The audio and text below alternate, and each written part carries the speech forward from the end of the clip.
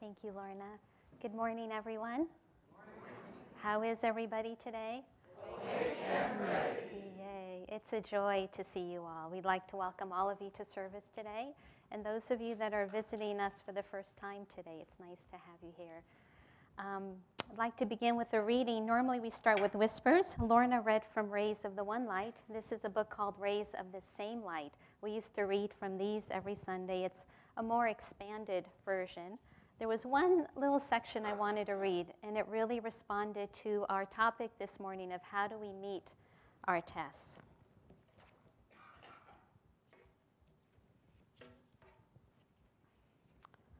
We should always live in the thought of God as our one reality. By abandoning ourselves to Him with deep faith, we soon find that unflinching faith is the only practical insurance. By living ever more fully in the thought of God, we find ourselves increasingly sustained by Him. The more we are able to die to our little selves, the more we find ourselves alive at last in Him. So if we were to go around the room and ask everyone, what is your current test? We would probably get a variety of answers, wouldn't we? It sounds entertaining. But the one, it would probably, maybe it would be financial or with our health or who knows, at work, at home, whatever, our relationships. But probably the one common answer we would find is that no one would be exempt from this answer. We would all have something going on. Last week as we were sharing in Peggy's memorial, I shared that I did a lot of backpacking. And I was remembering a test that came up as I was preparing for a large trip. And I think I've shared this before, but it really fits the topic here. Myself and two other friends, we were planning to hike for 6 weeks on the Pacific Crest Trail. And that's quite a serious event. You end up planning 4 months for the trip. Your backpack, I became an ultralight backpacker. You weigh everything. An ounce makes a big difference. And so we had spent months getting ready for our trip. You have to mail your packages out. You have to spread them out throughout the trail so you know where to pick them up and all of that. And so here I had been planning this with 2 other friends, and it was just 2 days before the trip.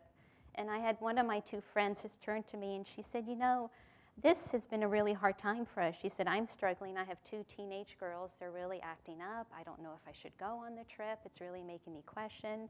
And then my other friend said, yeah, and I'm really struggling at work. My boss is just really grumbling about me being gone for 6 weeks, and I don't know if I should go. And then they both looked at me and they said, well, how come you're not having any tests? And I went, uh-oh.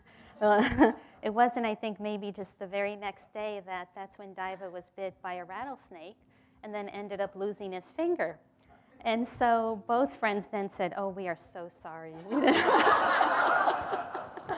And I ended up not leaving with them, and they ended up leaving together. So you never know. Nobody really is exempt from a test. But what is a test? I remember when I first came on the path, we talk a lot about who we really are. We talk about in meditation is where we discover who our true essence are. We're love, joy, peace, love, kindness, all those qualities of spirit that we find in meditation. And I remember lamenting to a friend, if I'm all these things, why am I being tested? And she was really wise. She said, it's not the soul that's being tested. It's not those qualities of spirit, but it's the ego. It's that limited sense of who you are. Anywhere you have limitation or you can't or you make that smallness, that's going to get tested. And many of you know we just had Diva's mom passed away recently, and it was a process. It was a 2-month process of her going through this and then eventually leaving her body. And we had in the midst of that lots of other activities happening, the purchase of property, our daughter getting married, and I found myself making limitations. Okay, well maybe Peggy's passing won't happen around Erica's wedding. Well, it happens the very next day. All these little things, anywhere you think you've got smallness, or you box it in, that's where you're going to get tested over and over. But to remember, it's not the soul that's being tested. It's our ego. And this is a fun series of topics because soon we're going to be talking about the ego. One of my favorite is ego, friend or foe. We get to explore that deeper.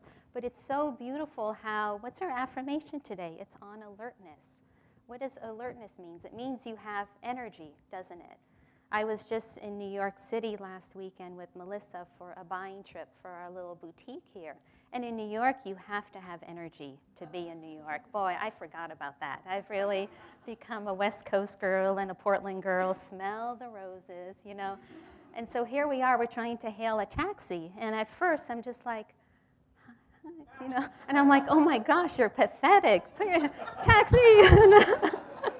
You have to have energy. And so then you get into the taxi, and the driver doesn't say, where do you think you'd like to go today? How are you? They probably would in Portland. He says, where to?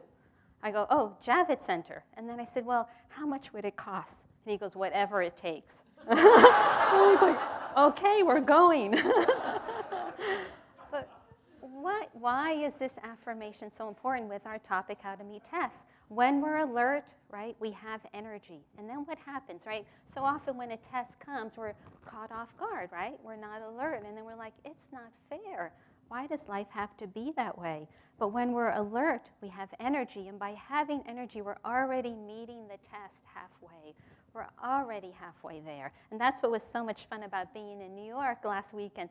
Everybody's alert. Nobody's looking at the roses. There aren't any, but everyone is alert and awake and energetic. They're ready. The cab driver, Sandy, had said to me, make sure you give Melissa a ride in a taxi cab. And I go, okay. And so we were in one. I go, okay. You know, it was very smooth till the very end. We're just about to pull up to the Javits Center. And this car comes from, you know, I don't know from where, and we were that close. I go, this is it. I wonder what hospital we're going to. We were so close. And the taxi driver was so alert, no problem. He didn't even break a sweat. And we're like, whoa, just tumbling out of the taxi. But what happens when you have more energy? Your consciousness rate rises too, doesn't it? The greater the energy, greater the consciousness. So what happens then? You can look at these tests, and you can, maybe it takes 5 years, 10, 20, but you can look and see that there's a bigger picture here, right? Okay, so it's not my soul being tested. Maybe it's my ego. Maybe it's my limited sense of who I am, of what I can or can't do. You can step back and go, okay, it's not really me. It's not who I am that's being tested. What is this bigger picture? You know, this process that we had just been through with Erica's wedding and Peggy's passing and all of this, I know we'll be able to step back. I don't know when. Maybe this lifetime, maybe next, and go, wow, maybe that's what was trying to happen. But by having that energy, having that alertness, it helps us to remember that, to live in that higher place of consciousness so then we don't become the victim. Oh, poor me, yo, woe to me, whatever. That was one of my favorite. You know, snap out of it, get out of it. You know, Sister Gyanamata, get bigger than life. You know, get over it, get snappy, whatever, however, I can't think of her, you know, all her wonderful quotes, but you get the gist of it. And so this is a wonderful, wonderful affirmation we have today. It's a wonderful topic because, of course, no one's exempt from tests. Just when we think we get over the one in front of us, another one is just coming like that wave. I'm thinking of Hawaii, and it's coming and just going to come right over us. But if we keep our attention high, keep our energy high, remember that the masters are always with us. Hold on to their robe. Hold on to that book, God Alone. A friend was recently in the hospital, and she had a book, God Alone. Hold on to that book, knowing that God's always with us, guiding us, showing us the next step. I'm going to end now because also Diva will be sharing. It's our joy to be back, and God bless you all. Good morning, everyone. So how many of you are married to the person who provides you with your tests? That's what you told. She had no tests, and I got bit.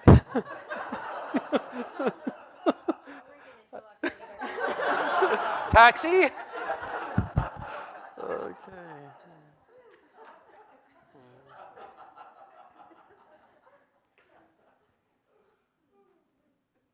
It's nice to be back. I spent the last week at Ananda Village for Spiritual Renewal Week. And it was, we came right on the heels of as she was saying, of a fairly intense couple-month period, culminating with my mother's passing, Nayaswami Peggy, for those who know her. And and kind of wrapping up, just sorting for what that meant for a few days and then going down. And it's remarkable to have this, this topic for today because it was a remarkably hard week. I'm struck. It's not appropriate that we should be up here talking about things we don't experience. And if we're going to talk about tests, if we're going to talk about alertness, if we're going to talk about those qualities, it's very good if they are fresh in our minds and green in our memories. And I've had a lot of opportunity. You know, it's interesting. It doesn't really matter what the topic is. Testing has its own reality, and the things that stimulate testing come and go. But the experience of being tested is I found to be common. You know, when I'm in the middle of a test, in the middle of a trial, I find that there's a heaviness in my aura. There's a weight, and I'm worrying like a dog worrying a bone. I'm just gnawing on something mentally, and I can't let it go, and it won't go away. And there's an oppression, and the experience is absolutely counter to the experience of spirit. It's absolutely counter to everything that we aspire to in life. And it's funny, it's amazing to me how much energy we give to the things that test us and worry us. And I'm fairly convinced at this point that tests are, in fact, the place where we are committed to something less than spirit. That we are committed to something less than what's true. That our faith that Spirit, that God knows what He's doing in our lives, is perfectly in control of all the details and is working them for our benefit.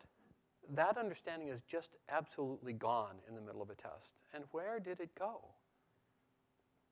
Think back for just a moment, if you will, to a previous test. And make it a good one. Think back to something that really you were absolutely convinced was the end of the world as you knew it. And how much time and attention and effort and thought and concentration and fussing you went through in the middle of that. Where is it now? Where is it now? And look back at it and ask yourself, what benefits came from it? She talked about the rattlesnake episode. And it was a remarkable period of time. I did, in fact, pick up a rattlesnake. I did, in fact, get bit. People legitimately have questioned my sanity. I also have questioned my sanity for picking it up. Probably not something I'll do again. But I will tell you that...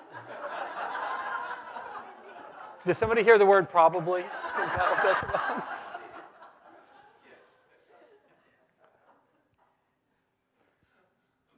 But we train ourselves as disciples, as people who are yearning for truth. A disciple is simply somebody who not only yearns for truth, but is willing to take guidance toward understanding how life can really work.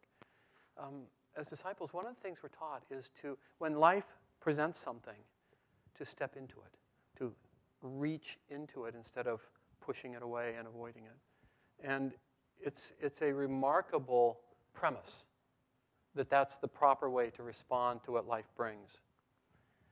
The tendency, of course, the worldly tendency is to avoid, push away, see if you can make it go away, dismiss it, ignore it, until it actually overwhelms you and then you kind of crumble beneath it and you kind of dig your way out. There's actually a chart that Swami Kriyananda presented to us and we work with in the art and science of Raja Yoga.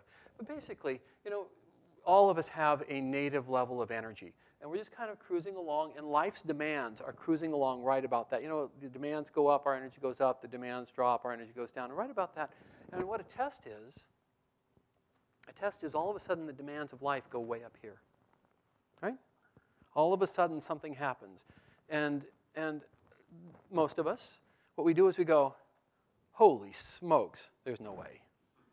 Right? And the gap between what's asked of us by life and what we're willing to do and able to do, what we think we're able to do to respond, the gap goes like this. And that's the measure of a test.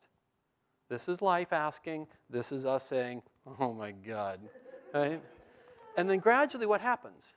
This loses energy, and you gradually start to get your energy back until somewhere they meet again, right? And then pretty soon you're doing this again, right? And often the problem is when we respond by dropping our energy, the place they meet is below where it was before. And that's kind of what happens with worldly people in life. As we get older, we go through a whole lot of these things, and if we haven't really learned how to meet life, what happens is gradually our energy and our relationship to life just dwindles until, we lose the capacity to be present. And you see people whose eyes just deaden across time. And it's that very phenomenon that's happened. What happens with a saint? What is the difference between us and a saint? The request of life goes up, and a saint just goes, oh, okay. And so they just match right there. If you meet life at the level that it demands of you to address it properly, your energy has to go up. Taxi! None of the wimpy stuff. You have to get out there and muster resources that are, they're available to all of us, but aren't usually accessed. But if you do, what's the benefit? What happens to you as a result of raising your energy up to meet the demands of life? I don't know. We feel better. It's not only do we meet the test, not only do we meet the demands of life and we don't crumble, but there's a very interesting thing. The amount of energy that we have moving through us is our experience of joy, is our experience of life. And this isn't a physical thing. This is an energetic thing. This is an attitudinal thing. The more open we are, the more life moves through us, the more ourselves we feel, the more of God we have. The less. Somebody asked Swami Kriyananda, he said, you have such a mystical path. And Swami said, no, we don't. This isn't a mystical path. This is a practical path. It ends in the cosmos. It ends in infinity. It ends in the mysteries. It ends beyond our normal perception. But it's practical. Every single thing that's taught on this path, if you apply it, will change you in ways you always wanted. And it always works. It always works. This is a very practical path. And if it's mystical to you, it's because you haven't tried it yet, or you haven't tried it long enough yet, because sometimes we have to perfect those skills. But testing is always, and one of the most brilliant periods of my life was right after picking up that snake. Because, tests are, everything that comes to us in life, everything, think about this, and don't be afraid of it. Don't push this away. Think about it. And I think you'll find it's true. Every single thing that's in your life is something you asked for. Isn't that ridiculous? I remember, just in case of point, I remember reading a book, The Education of Little Tree.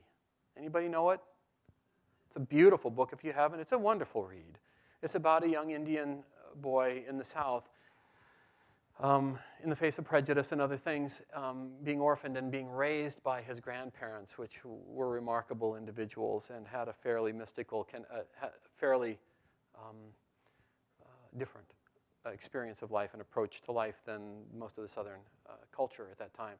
And he's out for a walk with them at one point, and all of a sudden, his grandfather shoves him back and does this, and he wonders what's happened. Well, he was about to step on a rattlesnake, and his grandfather took the bite for him.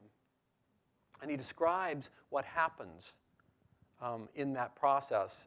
His grandmother immediately did a bunch of things and took care of him and stuff. And I remember, isn't it stupid? Isn't the things that we think, how stupid and how fleeting and how much impact? I remember thinking, how can a little snake have so much impact on life will inform us, right? Life will inform us of the things we don't yet understand. And I just remember, it just lodged in my consciousness. I don't understand what that's like. Now I do. I can tell you it's quite a ride. You don't need to go through it yourself. I'll be happy to have done it for you. But when I picked up the snake and when I got bit, we're taught as disciples to step into things. And if you do it with small things, when small tests come, if you don't avoid them, you step in and say, what is there in this for me? Why is this here? And what can I draw from it? How can I participate? And draw meaning from this. Then what happens is you learn to do this. Well, in that moment, I realized it was so clear. I'd been practicing this for about 20 years, that process. This was a big one. I knew it was a big one. I instantly got that message. It's like getting jabbed with a very large hypodermic needle. It gets your attention. And I realized that I had bought a one-way ticket. You know, you can't undo that event. It was there. And so the question wasn't whether it was a good thing or a bad thing. The question was, what was I going to do? And I thought, I'm going to go for this ride. I'm going to see where this leads. And I ramped up my energy, and I said, okay, here we are. And then went through this process. For those who did drugs in the 60s and 70s, this is more vivid.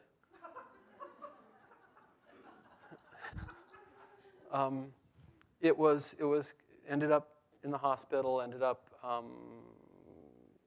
with, at one point, I'm lying there on the gurney, and a man dressed as a physician, we never saw him again. He appeared, he said this thing, and then disappeared, left, and we never saw him again. I'm lying on the gurney, he picks up my hand, and he says, you could lose your finger, you could lose your hand, you could lose your life. Dropped my hand and walked off. I'm fairly convinced it was one of these guys. Just checking. Well, you know, here I am. I don't think it matters much. You know, there's not much I can do about it. I'm on for the ride. So, you know, I passed that part of it. And I just experienced it. It's vivid. A friend of mine, I was suffering many years before I was emotional. I was having emotional, life was not measuring up to how it should have been, and many things were abandoning me in ways that were not, again, according to my script. And I looked at a friend and I said, God, I feel like every day I'm just swimming upstream. And he said, well, swim consciously. And so that was the pattern. I realized that was a gift. So I was in this, consciously absorbing the experience. And what I found was, and there were also people praying, you have to remember, prayer is not the booby prize. When somebody says, oh, I'll pray for you, you know, it's not the booby prize. It's not them being dismissive. It is the most powerful and meaningful thing we can do for each other. Because in this, the word went out fairly quickly that I'd done this silly thing, and people went, oh my God, and started praying. And I could just feel just being lifted up, just lifted out of concern, out of fear, out of pain, out of anxiety. And so instead of it becoming something to push away, it becomes something to experience. And it was vivid.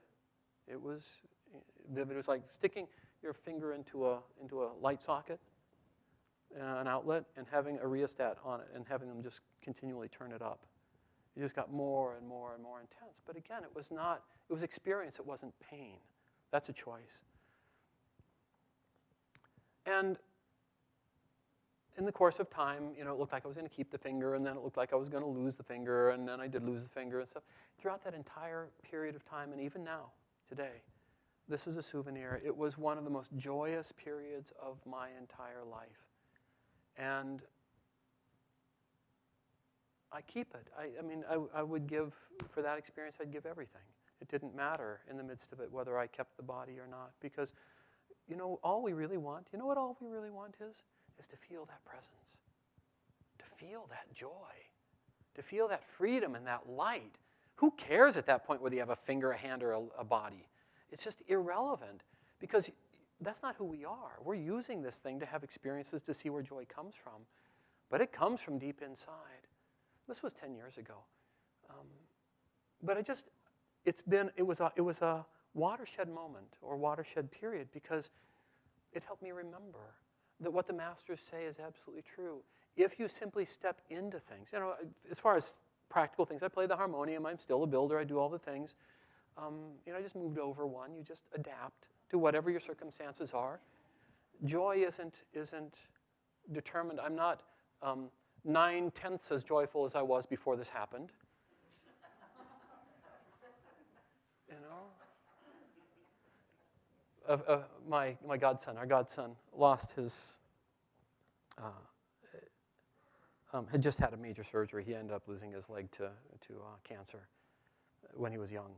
But he just had a major surgery when he was 9, and I'd given him. He's lying on the bed. This was something to try and prevent losing the leg. He's lying on the bed. He's had this major surgery, and his body's just completely worked over. He's just lying there, fine. We're having a great conversation. Nurse comes in and wants to give him a shot, and he goes, "Oh no!" A shot. And I looked at him and I said, "Oh, for God's sake, Abram, just pony up. There's nothing you do about it. Shut up and quit whining."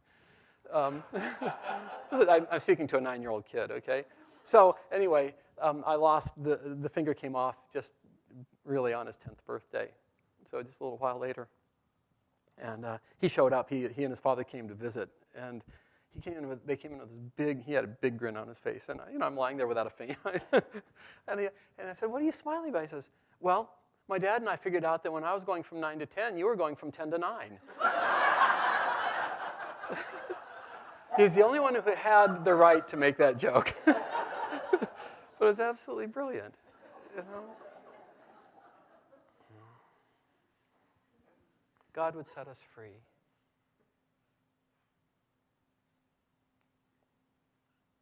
God would set us free in joy. He'd set us free in love. He would pour more through us. The curé d'Ars, Saint Jean Vianney, it was quoted this week at Spiritual Renewal Week. He said, if you knew how much God loved you, you would die for joy. It's true. It's true. And we make it so petty and so small. Again, Abram's father, we were meditating. We'd been meditating for decades together, long meditations and stuff. And we were visiting them in Hawaii, and it was a funny moment. It's one of the most brilliant moments. We got up, and I was just feeling the presence of God, the bliss of God, the joy, the connectedness. And about 5 or 10 minutes went by in that state, and then my mind became active, and I said something to him. And I don't remember what it was about, but he just looked at me and he said, "Let the whining begin." It's what we do. It's what we do. Instead of just being in the state of joy and love, we particularize and make petty and whine our way through the days, and we wonder why the experience of our lives is so small. The tests come, they go. The things come, they go. They're all just trying to see, can you in this hold the joy of God? Can you remember what's always true?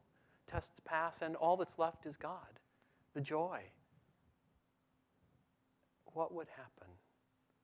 What would happen if we gave ourselves to that joy and that freedom? And every time life went like this, we went like that with it until we were just absolutely free. It's the gift of the Masters. This from Whispers. First, this, a prayer, because nobody, as Gangamata said, nobody is exempt from tests. This is, Yogananda wrote this after he, an avatar, received a great test from God. In disease or in health, in success or in failure, in poverty, in prosperity, in New York, in joy or in sorrow. He didn't say New York. In disaster or in safety, in life or in death, I stand immutably, unalterably, unshakably loyal, devoted, and firmly loving thee, my heavenly Father, forever, forever, forever. And he wrote this at another time, but it takes us one step deeper in understanding. I take this sacred vow. Never will I lower my love's gaze below the eyebrow horizon of my constant thoughts of thee. Never will I turn my uplifted inner sight away from thee. Never will I let my mind dwell on anything that reminds me not of thee. I will disdain the nightmare of ignorant behavior. I will court all dreams of noble achievement, those of love, kindness, and understanding. for they are thy dreams. And though I dream many dreams, wakefully I will ever think of thee.